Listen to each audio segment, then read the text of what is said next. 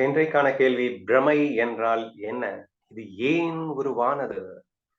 இதற்கு தீர்வுதான் என்ன என்பது இன்றைக்கான கேள்வி. பிரமைக்கு அழகா எல்லாருமே சூப்பர் டெஃபினிஷன் சொல்லிட்டேங்க. இல்லாததை இருப்பதாக நம்புவது அல்லது இருப்பதை இல்லாததாக நினைப்பது, ரெண்டு ஒண்ணுதான். ஸோ வி கேனாட் ரெண்டு வேற வேறன்னு சொல்லிட முடியாது. அதை நான் சொன்னேன்ல, நான் ஒருத்தரை நேசித்துக் கொண்டிருக்கிறேன், அவர்கள் என்னை வெறுக்கிறதாக நினைக்கிறாங்க அப்படின்னு சொல்லணும். அப்ப இல்லாததை இருக்கிறதுன்னு நினைச்சிட்டாங்க. அப்ப இருக்கிறது என்ன? நான் அவங்களை லவ் பண்ணிட்டு இருக்கேன்றது இருக்கிறது, அதை இல்லைன்னு நினைச்சிட்டாங்க. ஸோ தேர்ஃபோர் இல்லாததை இருப்பதாக நினைத்தல் அல்லது இருப்பதை இல்லாததாக நினைத்தல் இரண்டுமே பிரமைதான். ஓகேவா? சரி, why it has caused? So பிரமைக்கு டெஃபினிஷன் யார் வேணா ஈஸியா கொடுத்துடலாம். ஸோ இப்போ முக்கியமான கொஸ்டின் எங்க வந்தது, ஏன் ரொம்ப நேரமா உங்ககிட்ட கொஸ்டின் கேட்டுட்டு இருந்தேன் அப்படின்னா, காஸ்ட்டை ஃபைண்ட் அவுட் பண்ணாதானே நான் ரெமடியை ஃபைண்ட் அவுட் பண்ண முடியும் அப்படின்ற ஒரு ரீசனால தான் அவ்வளோ நேரம் நான் இன்சிஸ்ட் பண்ணிட்டே இருந்தேன். I need to know why அப்படின்றத தெரிஞ்சுக்கணும். இப்போ நான் அந்த ரெண்டு கொஸ்டின் சொன்னேன்ல, இருப்பதை இல்லைன்னு நினைக்கிறது, இல்லாததை இருக்குன்னு நினைக்கிறது, இந்த ரெண்டுமே தான் நான் இப்போ லூசா உட்கார்ந்து இருக்கிறதுக்கு காரணம் அப்படிங்கிறதுக்கு வேதம் என்ன சொல்லுது அப்படின்னா, நான் யாருன்னா ஆனந்த ஸ்வரூபம், ஐ எம் தி பரபிரம்ம ஸ்வரூபம், சச்சிதானந்த ஸ்வரூபம். அது உண்மையாக இருக்க அப்படிலாம் ஒண்ணு இல்லை அப்படின்னு நான் நினைச்சிட்டு இருக்கேன்ல, அப்போ உள்ளதை நான் இல்லை என்று நினைக்கின்றேன்.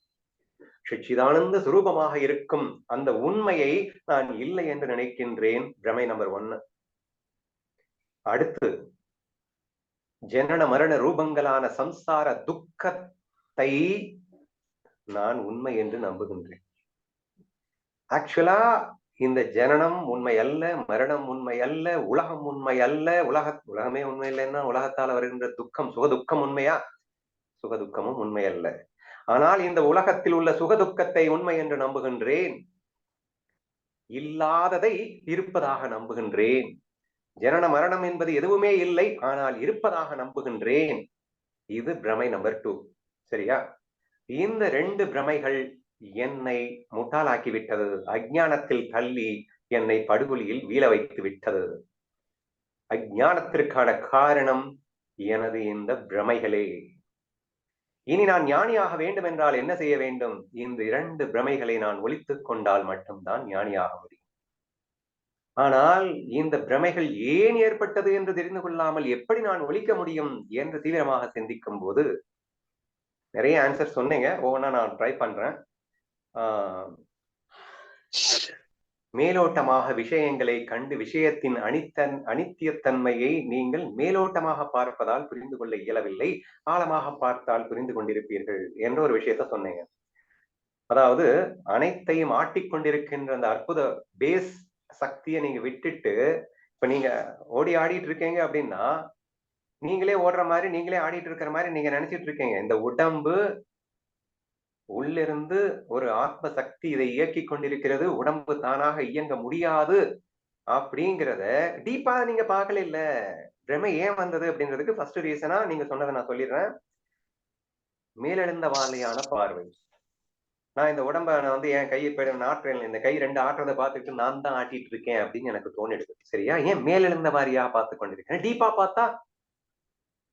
டீப்பா பார்த்தேன்னா இந்த ரெண்டு கைகளை நான் ஆட்ட நினைச்சா கூட அதற்கு சக்தியாக இருந்து, அதுக்கு உள்ளிருந்த ஆன்மாவாக இருந்து என்னை இப்படி ஆட்டி கொண்டு இன்னொன்னு இருந்து கொண்டிருக்கிறது என்பதல்லவோ புரியும். அந்த ஈஸ்வர சுரூபம் அல்லவோ நான் என்றும் அப்புறமா புரிஞ்சுக்கலாம். சரியா? ஃபர்ஸ்ட் பேசிக்கலி நான் எப்படி கோட்டை விட்டேன் அப்படிங்கிறதுக்கு ரீசனா அவங்க என்ன சொல்ல வராங்க அப்படின்னா, விஷயத்தை நான் மேலோட்டமாக காண்பது. இன்னொன்னு சொன்னாங்க, கிராஜுவல் சேஞ்சிங். அடே எல்லாமே மாறிட்டு இருக்குடா, அதை போயிட்டு உண்மைன்னு ஏன்டா நம்புறேன்னா, டப்புன்னு எங்க மாறுது? நான் இளமையோடயே இருக்கிற மாதிரி, எனக்கு வயசு 49 தாண்டி 50 போகுது. ஆனா இன்னும் நான் மனுஷன் நினைச்சுக்கிறேன், இன்னும் இளமையில தான் நம்ம இருக்கோம் இல்லை 20 வயசு ஆன மாதிரியே நான் நினைச்சுக்கிறதா. ஏன்னா கிராஜுவலா சேஞ்ச் ஆயிட்டு இருக்கு. அதனால என் மனசு அதை ஏத்துக்காம நான் இன்னும் அப்படியே தான் இருக்கேன்னு நம்பி ஏமாந்து போய்விடுகின்றேன். கண்டிப்பா ஒன் ஆஃப் தி ரீசன் நான் எடுத்துக்கிறேன். ஃபர்ஸ்ட் திங், நான் டீப்பா பார்க்கல. செகண்ட் ரீசன் நீங்க சொன்னது, நான் கிராஜுவலா சேஞ்ச் ஆயிட்டு இருக்கிறது அப்படிங்கிறத வச்சு நான் ஏமாந்துட்டு இருக்கேன். ஆனா சேஞ்ச் ஆயிட்டு இருக்கு அப்படிங்கிறத நான் பார்க்கணுமா இல்லையா? நான் இன்னும் 60 வயசு 70 வயசு கழிச்சுதான் நான் பொதுவா இந்தியன் டெத் ஏஜ் வந்து 65-70 அப்படிங்கிறாங்க. சரியா? பட் 65-70ங்கிறது ஆவரேஜா கணக்கிட்டுட்டு வந்து ஒரு இந்தியன்ஸ் வந்து ஆவரேஜா 70 வயசு வரைக்கும் வாழ்றான் அப்படின்னு சொல்றான் அப்படின்னா, இட் டசன்ட் மீன் தட் எல்லாருமே 70 வயசு வரைக்கும் வாழ்வாங்கன்னு அர்த்தமாங்க. இப்படித்தான் முட்டாள்தனமா நான் புரிஞ்சுக்கிறது. சரியா? பிரமை ஏன் ஏற்பட்டது? Average Indian age is equal to 70 அப்படின்னா நானும் 70 வரைக்கும் வாழ்வேங்கிறது என்ன கேரண்டி? உன் கண்ணுக்கு முன்னாடி பிறந்த குழந்தையை செத்துக்கிட்டு இருக்குல்ல, அது எங்க போய் கணக்கெடுக்கிறது? இப்படி நான் பிரமையில் ஆழ்ந்து விடுகிறேன். சோ சிமிலர்லி அது கிராஜுவலா சேஞ்ச் ஆகிறத வச்சு சில விஷயங்களை தவறா புரிந்து கொள்வதை விட்டு ஆவரேஜ் இந்தியன் ஏஜ் 70 அப்படின்னு சொன்னா அது ஆவரேஜ் தான். பட் நீ 70ல இருக்கணும் அப்படின்றது கேரண்டி கிடையாது. ஆவரேஜ்னு சொன்னா ஒவ்வொருத்தன் 100 வரைக்கும் கூட இருக்கான். அப்ப நீ 100 வரைக்கும் இருப்பேன்னு நினைப்போம் அர்த்தமா? சோ அந்த மாதிரி நாம வந்து ஏமாந்து விடுகின்றோம் என்ற ஒரு விஷயங்களை எல்லாம் வைத்து பார்க்கும்போது ஏமாந்து விடுகிறோம். 2வது மாயையா விளையாட வந்திருக்கான்ல, பின்ன விளையாட்டை நான் உண்மைன்னு நம்பிடுறேன். என்ன பண்றது? 2 பேரும் அடிச்சுக்கிட்டு இருக்காங்கன்னா நிஜமாதான் அடிச்சுக்கிற மாதிரி தெரியுது இல்ல. அப்புறமா தானே அது விளையாட்டுன்னு புரியுது. டீப்பா உள்ள போய் பார்க்க முடியல இல்லைங்க. அதனால ஏமாந்து போயிட்டேன் அப்படின்னு சொல்லி என்னால ஓரளவுக்கு சாட்டிஸ்ஃபை பண்ணிக்க முடிஞ்சது. அப்ப என்ன பண்ணணும் அப்படின்னா, இனிமே வந்து மேலோட்டமா பார்க்கறத விட்டுட்டு டீப்பா பாரு. எந்த விஷயத்தையும் டீப்பா பார்த்தாதான் அதனுடைய உண்மைத்தன்மை என்னவென்று புரியும். இல்லைன்னா பிரமையில விழுந்து செத்து போயிடுவடா அப்படிங்கிற அந்த ஒரு உண்மையை நீங்கள் சொன்னதிலிருந்து எடுத்துக்கொண்டேன். சரியா? சரி, நெக்ஸ்ட் முக்கியமான பாயிண்ட். அதுக்குதான் ரொம்ப நேரமா உங்ககிட்ட கொஸ்டின் கேட்டுட்டு இருந்தேன். ஆனா வந்து விஷயத்த உண்மைன்னு நம்புனதுக்கு ரீசன் சொல்லிட்டீங்கப்பா, புரியுது. ஏன் சொரூபத்தை நான் ஏன்டா மறந்து தொலைச்சேன்? ஐ எம் தி சச்சிதானந்தம் என்று நான் இருக்க, how could I forget myself? இதுக்கு எனக்கு ரீசன் சொல்லுங்கப்பா. ஃபர்ஸ்ட் பிரமைக்கு. 2வது பிரமைக்கு ரீசன் சொல்லிட்டேங்க. 2வது பிரமை என்ன? விஷயங்கள் பொய், ஆனால் உண்மை என்று நம்புறது. பிரத்யட்சமா பார்த்துட்டு இருக்கோம்ல, எவ்ரி டே எவ்ரி இன்சிடென்ட் மாயா மாயா மாயான்னு நம்மளை காட்டிக்கிட்டே இருக்கு. பொய் பொய் பொய்ன்னு காட்டிக்கிட்டே இருக்கு. ஆனா உண்மை உண்மைன்னு லூசு மாதிரி நம்பி ஏமாந்து போயிட்டு இருக்கோம். அழகா புரிய வச்சுட்டீங்க. சரியா? அப்ப விஷயத்தை அது பிரத்யட்சமா அனுபவிச்சுட்டு இருக்கியா முட்டாளே, பின்ன ஏன் பிரமையில இருக்கேன்னு கேட்கும்போது ஆஹா ஆமா இல்ல அப்படின்னு சொல்லி நான் திருந்திருவேன். 2வது பிரமைக்கு எனக்கு புரிஞ்சிருச்சுங்க. ஃபர்ஸ்ட் பிரமைக்கு எனக்கு அர்த்தம் வேணுமே. ஏன்னா ஃபர்ஸ்ட் பிரமையில நான் இருந்திருந்தேன்னா 2வது பிரமைக்கே நான் வந்திருக்க மாட்டேன். நான் ஆனந்த சுரூபத்தை நான் வடுவ விட்டதுனால தானே லூசுத்தனமா இங்க சுகம் கிடைக்கும்னு லூசுத்தனமா இல்லாத சுகத்தை போயிட்டு சுகம் நம்பினேன். பொய் சுகத்தை நான் உண்மை என்று நம்பியதற்கு காரணம் என் உண்மை சுகத்தை நான் இழந்ததால் அல்லவா? So therefore first I wanted to find out what is the reason why I missed my real sukha அப்படிங்கிற கேள்வியை நான் கேட்டுக்கிட்டே வந்தேன். யாரு சொன்னீங்க? தீபிகா, ஐ திங்க் ஏதோ 2-3 பேர் சொன்னதுல இருந்து எனக்கு என்ன புரிஞ்சது அப்படின்னா, இப்போ நான் சுகஸ்வரூபியா தான் இருக்கேன். சுகஸ்வரூபத்தில் இருந்துக்கொண்டு என்னிலிருந்தே ப்ரொஜெக்ட் ஆனதுதான் இந்த பாடி, மைண்ட், உலகம் எல்லாமே. நான் பிரம்மஸ்வரூபமாக இருந்து கொண்டு நான் வேடிக்கை பார்க்க அங்கே செல்லும் போது ரூட் வந்து ஆசைன்னு ஒரு பாயிண்ட் சொன்னீங்க. அதுதான் நான் இங்க சொல்ல போறேன். அதாவது எப்பயுமே நமக்கு ஒரு ஆசை என்னன்னா, எவ்வளவுதான் சுகத்துல இருந்தாலும் அந்த சுகம் மட்டும் நமக்கு பத்துறதே இல்லைன்னு நினைக்கிறேன். நம்ம கோடி ரூபாய் வச்சிருப்பான். டேய் அங்க போனா 10 கோடி கிடைக்கும். ஆபத்தி. கரெக்ட். அதுதான் ஒரு வேலை வீழ்ந்திருப்பேனோ அப்படின்னு நினைக்கிறேன் நானு. சரியா? நான் 1 கோடி வச்சிருக்கேன். டேய் அங்க போனா 10 கோடி கிடைக்கும்னா 1 கோடி வச்சிருக்கேன்ல, வச்சிருக்கலாம்ல. அப்படியா அப்படின்ட்டு அந்த 1 கோடியை தூக்கி குப்பையில போட்டு ஓடுறது அந்த 10 கோடி எடுக்க. அப்படித்தானங்க பண்றோம். நேத்து கூட எக்ஸாம்பிள் சொன்னேன்ல, ஒருத்தன் ஏற்கனவே 10 கோடி சேர்த்துட்டான். வயசு 70 ஆயிடுச்சு. ஐயா என்ன பண்றீங்க? இன்னொரு 5 கோடி சேர்த்துட்டு அதுக்கப்புறம் நான் அனுபவிக்கணுமா அப்படிங்கிறான். ஏன் இந்த 10 கோடி யார் அனுபவிக்கிறது? அடி இருக்குல்லடா, அது இருக்கிறத எடுத்துட்டு ஓடணும்ல. அது என்னத்தையோ ஒண்ணு பார்த்துட்டு இதை விட அதிகமா இருக்கான். ஏன்னா 10ங்கிறது 10 கோடி இருக்கு, அது 15 கோடி இல்ல. அப்ப 15 பெருசு இல்ல. அந்த 15 கோடி கிடைக்குமாக்கும்னு நினைச்சிட்டு இந்த 10 கோடியை விட்டுடுறோம்ல. அப்படித்தான் விட்டுட்டு போயணும் அப்படின்னு எனக்கு தோணுச்சு. சரியா? சோ ஐ எம் தி ஆனந்த சொரூபியாக இருக்கின்றனா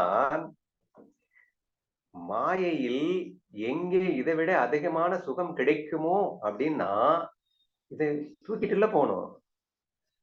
இதை அனுபவிச்சுக்கிட்டே போகணும்னு அர்த்தம். தூக்கிட்டே போகணும்னா ஆனந்த சுரூபத்தை விட்டுடாம போகணும் அப்படின்னு அர்த்தம். ஆனா அது 10 கோடி அவன் அனுபவிச்சுட்டே அவன் வந்து 15 கோடி சம்பாதிக்கிறான். அவன் சுத்தமா அனுபவிக்காம இல்ல அந்த 5 கோடியை சம்பாதிக்க போறான். அப்பதான் வந்து 15 கோடி கிடைக்கும் அப்படின்னுட்டு. So as long as if I miss my experience of Swarupa, என்னுடைய சுரூபானந்தத்தை நான் மிஸ் பண்ணிட்டேன் அப்படின்னாலே, ஏன் மிஸ் பண்றேன் அப்படின்னா, assuming that my Maya will give more than this. என்னுடைய அது முட்டாள்தனம் தான், அது பிரமை தான். அந்த பிரமை இப்படி இருந்திருக்க கூடுமோ என்று ஆசையிலிருந்துதான் கண்டிப்பாக என்னுடைய சுரூபானந்தத்தை இழந்திருப்பேன் என்று ஒரு முடிவுக்கு வந்தேன். சரியா? அப்ப தீர்வு எனக்கு கிடைச்சிருச்சு. என்ன தீர்வு? அவனை ஆசையை ஒழிக்காம நீ பிரம்ம சுகத்தை அனுபவிக்கவே முடியாது.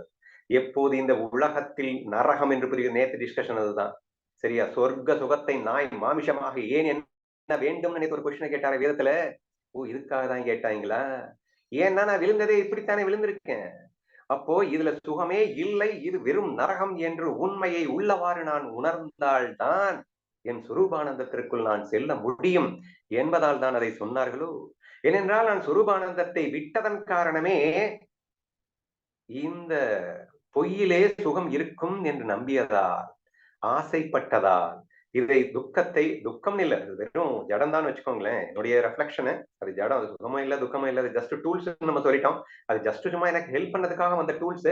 இந்த உலகம், இந்த உடல், மனம், புத்தி, இது எல்லாமே சும்மா ஃபன் பண்றதுக்காக, சும்மா ஹெல்ப் பண்றதுக்காக வந்த டூல்ஸ். ஸோ அந்த டூல்ஸை பார்த்துட்டு கடைசியில என்னுடைய சுரூபத்தை நான் மறந்தேன்.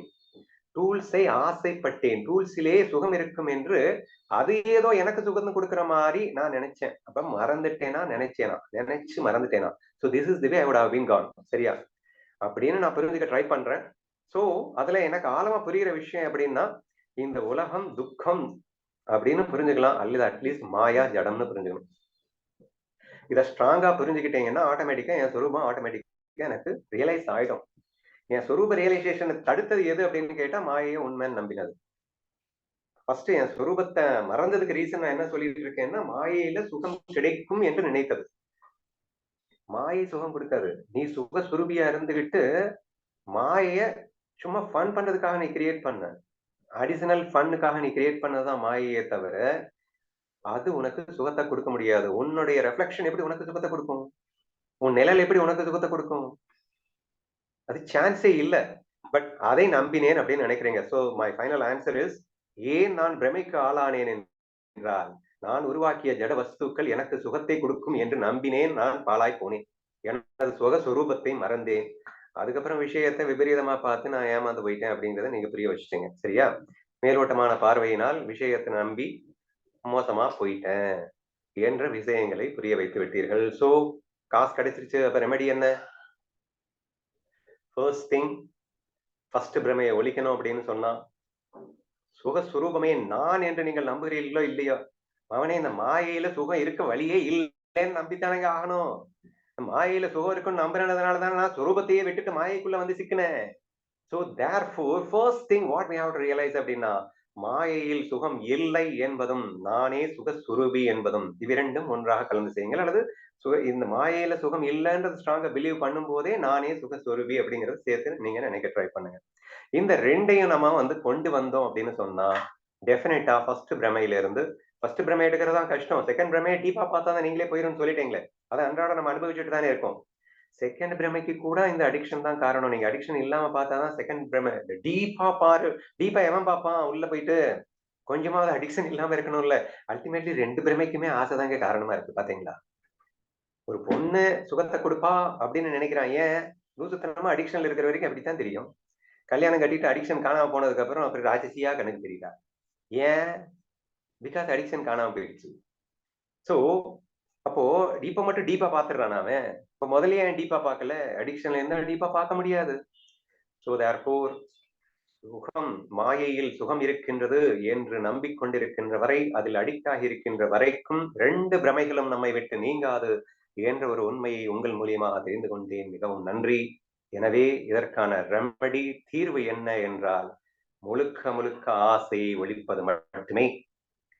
ஒழிச்சிட்டு நீங்க வந்தீங்க அப்படின்னா, பரமானந்தமே நீதானடா. இன்னைக்கு பாட்டுக்கு போகும்போது அவங்க சொன்னாங்க, அவர் சிஷ்யன் வந்து கேட்கிறான், ஐயா எனக்கு பரமானந்தம் வேண்டும், துக்கம் நிவர்த்தியாக வேண்டும் அப்படின்னு கேட்கிறான். உடனே அவர் சொல்றாரு, பிரமையினால் நீ தவறாக சொல்லிக் கொண்டிருக்கிறாய் மகனே. உண்மை என்ன தெரியுமா? பரமானந்தமே நீதான். உலகம் என்பது உண்மையில் இல்லவே இல்லை, துக்கம் என்பது இல்லவே இல்லை, பிரமையிலே துக்கம் என்று உணர்கிறாய் அப்படின்னு சொன்னதும் டப்புன்னு ஞானி ஆயிட்டானாம். சரியா? அவன் தாண்டா உத்தம சாதகன் அப்படின்னு சொல்லி எக்ஸ்பிளைன் பண்றாங்க. அப்படின்னா என்ன அர்த்தம்? நான் ஃபர்ஸ்ட் சொன்ன அந்த ஆசை என்பதை முற்றிலும் ஒழித்துவிட்டு நீங்கள் இந்த வாசகத்தை கேட்டிருந்தால், இந்த உலகம் நரகம் என்பது முழுமையான புரிதலோடு இந்த வார்த்தையை கேட்டிருந்தால், இந்த மாயையிலே மயக்கம் இல்லாமல், ஆசை இல்லாமல் இந்த ஒரு வார்த்தையை கேட்டிருந்தால், இக்கணமே நாமும் சச்சிதானந்த சுரூபிகளாக மாறிவிட முடியும் என்ற ஒரு விஷயத்தை தான் அந்த பாட்டிலே இன்று பறைசாற்றினார்கள் என்பதுதான் உண்மை. அதை இன்டைரக்டா ஒரு கேள்வியை கேட்டு உங்ககிட்டயும் சொல்லிட்டேன். So this is my answer.